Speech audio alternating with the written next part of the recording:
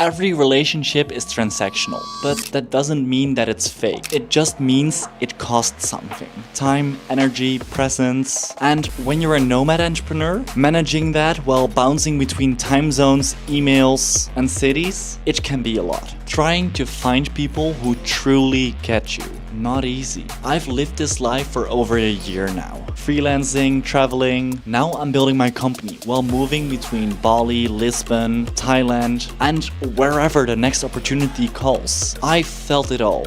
Deep friendships, short sparks, silence in cities where no one knows your name. This isn't just about dating or friendship, it's about relationships. The ones you build, the ones you break, and the price of connection when you're chasing something bigger than yourself. Let's start with the first kind of relationship that hits you when you're on this path. Friendship. I don't use the word friend lightly anymore, because when you're building a business and living out of a suitcase, you'll learn fast who is in it with you and who just waves at your story post. So far, I've got one ride or die in this life. Fabio.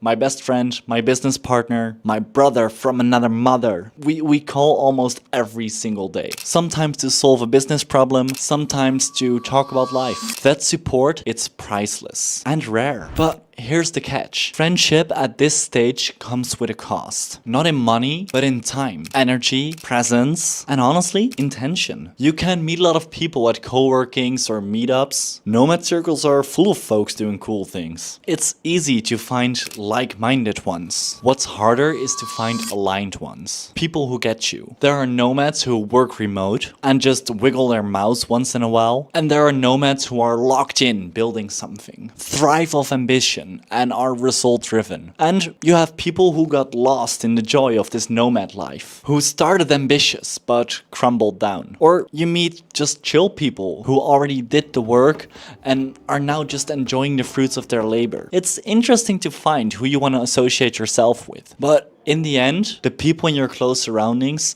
will be the ones who shape you. But the truth, you lose a lot of friends too. Out of sight, out of mind for most people. So what do? I treat Instagram as top of funnel. Tracking who's in Lisbon, who's in Bali, where people are hanging out. And for me, WhatsApp, that's where real life happens. Calls, meetups, you build a network. It's global, it's wide, but only a few of those people in your network go deep. That's why I say every friendship is transactional. Not in a bad way, but in a way that asks, what are we trading? Time, laughter, support, a shared dream? Or is this just distraction from the life that I'm actually trying to build? Because loneliness isn't the worst thing. Wasting time with the wrong people is, in my opinion. Now, if making friends is like slow dripping espresso, dating as a nomad entrepreneur is like trying to sip the espresso in a roller coaster. One week you're watching the sunset with someone who gets you, the next you're both boarding flights in a different direction. And that's the game. Every new place is almost a full restart. Fresh energy, fresh faces, fresh stories, and yeah, it can be fun, sometimes even magical. I've had dates that felt like a movie, hikes in paradise, late night talks under the stars, and that rare moment when someone really sees you. But just as often, it's frustrating. Because just when it starts to feel real, one of you leaves. That's the trade-off. You either know it's short-term from the start, or you make sacrifices. You change plans, travel together, compress months into days. You just skip the normal timeline. And suddenly, you're practically living together after 2 weeks. I've been there. Dated someone for 3 months. Intense, fast, and close. We were both nomads. It could have worked, but in the end, our futures didn't align. She wanted one thing, I was building the other. No hate, no regrets, just misalignment on the big picture. That's what makes this lifestyle dating on steroids. Because if you're serious about your mission, about building, then you have to be just as serious about who you let close to you. And that's where most people fold. Not because it's too hard, but because it's too vague. And especially if you start living together after 2 weeks. That's intense. Here's how I approach it now. I still go on dates, I still believe in connection, but I'm clear. Clear about my vision, clear about my values, clear about what I want to build. I'm 23 at the moment. I mean, I've got time and nothing to lose. But I'm also not here to waste time in playing house with someone who just wants to pass through. You just don't date with someone now. You date their future. You date their direction, their pace, their ambition. Are they running the same race? Or will they slow you down? And are you willing to support them through their becoming? Because real love, it's not about perfection. It's about alignment, about building with someone. Like Alex and Leila Ramosi. They say you are either building together or supporting each other. Well, you build separately. Anything else is noise. Is the person on your side your cheerleader who will do whatever it takes to support you? Or are you on the playing field together, working towards the same goals? So yeah,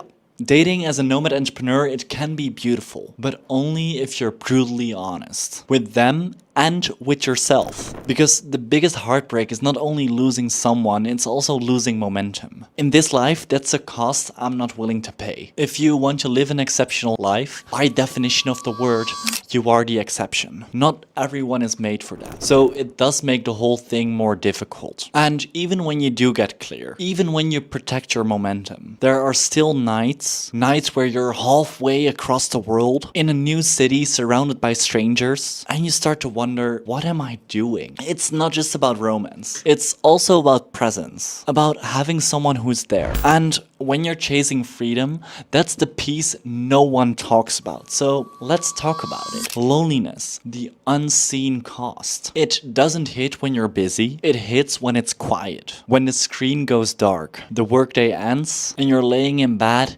in an Airbnb in some new time zone, scrolling or wishing you just could call someone. But back home, they're asleep. And where you are, you haven't met anyone yet. You haven't gone to a cowork. You haven't found your people. That's loneliness. Not the dramatic kind, but the kind that whispers in your ear. Damn, am I really doing this all alone? And as a nomad entrepreneur, it's not just, ooh, I wish I had someone to grab dinner with. I just hit a wall with my business and I have no one to talk it out with. I just need a hug right now, but there's no one to give it. Or I'm sitting with hard decisions and it's just me. You can call your best friend. You can text your business partner, and I do, but it's not the same as a coffee across the table or someone sitting next to you saying, I got you. So what do?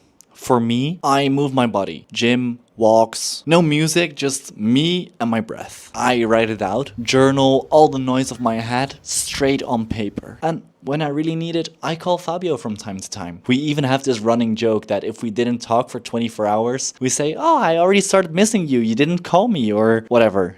But here's the thing. This isn't a glitch in the system. It's part of the price. Because if you want to be exceptional, then by definition, you are the exception. And that means fewer people will understand you, fewer will walk beside you, and most will not stick around long enough to see the full picture. I always say, I'm too weird to be normal, but I'm too normal to be weird. So I float around in this gray space. And when I do find people who get it, I hold on to them tight. Because the silence teaches you something. It teaches you to force what's not there. It teaches you to be okay in your own company, to not settle, to be you, fully unapologetically. So when your people do show up, you recognize them instantly. Loneliness isn't the enemy. Wearing a mask to avoid it is. So yeah, it gets quiet, but that silence, that's where you build who you really are. Because sooner or later, you hit a point where the pace of others doesn't match your hunger, where your vision feels too big for their comfort zone. And then you have to choose. Do you shrink to stay or stretch alone? Let's talk about that choice. Because in the end, it's about alignment. Here is how I define alignment. It's not just good vibes. It's not just someone liking your post or cheering on you when it's convenient. Alignment is when someone sees the vision you're chasing and helps you get there. Not just with words, but with how they show up, what they support, what they don't ask you to compromise on. Because the truth is, most people don't want the best version of you. They want the version of you that suits them the best. The one version of you that's easier for them to be around. The one that doesn't challenge their pace. The one who says yes when you should be locked in. But that version won't get you where you were going. So how do you protect your path? It's simple. I have priorities, and I honor them. I haven't touched a drink since July, not because I can't, but because it doesn't serve what I'm building. And if someone pushes me to break that boundary, they're probably not aligned. Same goes for the late nights, the parties, the distractions. I say no to comfort so I can say yes to freedom. And yeah, that choice, it comes with a cost. Some weekends feel quiet, some seasons feel a little lonely, but the payoff is waking up knowing I live life on my own terms. I didn't inherit this blueprint, I chose it. And if you want to live an exceptional life, then by definition of the word, you are the exception. So no, you won't always be understood. Not by friends, not by family, not even by people who say they want the best for you. But that's not the game we're playing. The game is becoming. And if someone slows that down, that's the real heartbreak. Not the goodbye, not the distance, not the disagreement, but the moment you realize you shrunk to fit somewhere that you outgrew. And that is a cost I will not pay. Just to clarify, I'm not anti-relationships. I'm pro-alignment. I'm pro-truth. I'm pro-building something real with people who see you. Not the filtered version, not the highlight reel, the greedy, late night, keep going anyway version. And this lifestyle, being a nomad, building a business, chasing freedom, it tests every relationship you have. Friends, family, dating, even the one you have with yourself. Some people will grow with you, others will fade.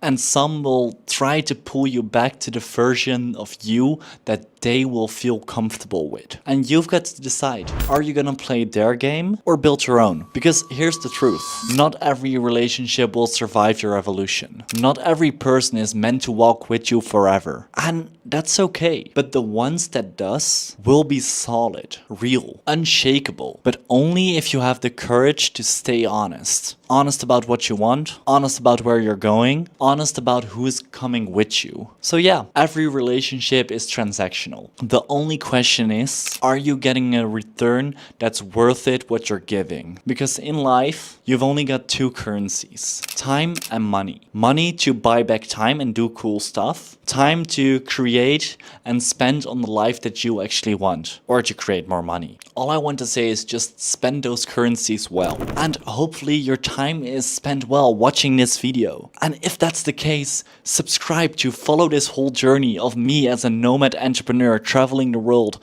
and building my own business while documenting this whole awesome journey. And if you like this video, I'm certain that you will like this video. No, you will love this video. And now, as always, take action, create your own life, create your own story, and I see you in the next one. Ciao.